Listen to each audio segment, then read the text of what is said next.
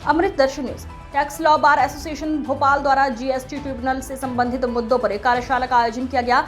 जानकारी देते अध्यक्ष मृदुल आर्य ने बताया कि जीएसटी ट्रिब्यूनल में अंग्रेजी को प्राथमिकता दी गई है। इसके अंतर्गत अगर कोई आदेश हिंदी में दिया गया है तो उसको इंग्लिश में ट्रांसलेट करके देना होगा, जिसमें सुधार किया जाना चाहिए। हमने केंद्र सरकार से मांग की है कि हिंदी के आदेश मान्य किए जाएं। इस दौरान टैक्स लॉ बार एसोसिएशन के धीरज अग्रवाल, स्पीकर एडवोकेट पलाश कारोपिया सहित सभी सदस्य उपस्थित रहे। टैक्स लॉ बार द्वारा आज स्टडी सर्किल का आयोजन किया गया है अपने सदस्यों के लिए, जिसमें जीएसटी ट्रिब्यूनल जो मध्य प्रदेश में भोपाल में बन रहा है उसके ऊपर विशेषज्ञों द्वारा अपने विचार रखे गए और जीएसटी ट्रिब्यूनल प्रैक्टिस करने के लिए क्या क्या चीज़ें ध्यान करना चाहिए, क्या क्या चीज़ें उसमें आदमी को समझना चाहिए, वो उसके ऊपर चर्चा की गई। और क्योंकि ट्रिब्यूनल मध्य प्रदेश में खाली भोपाल में ही बनेगा, तो इस कारण से भोपाल के अधिवक्ताओं के लिए, कर सलाहकारों के लिए काफ़ी कुछ स्कोप है उसके अंदर, तो उसके ऊपर भी हम चर्चा की गई।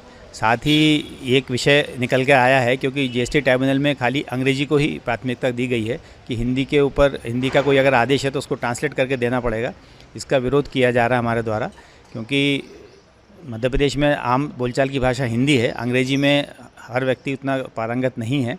तो अगर हिंदी में डॉक्यूमेंट स्वीकार किए जाएंगे और कार्रवाई होगी तो सबको अच्छा लगेगा। इसके लिए आपने कहीं पर मांग रखी है, आवाज़ उठाई?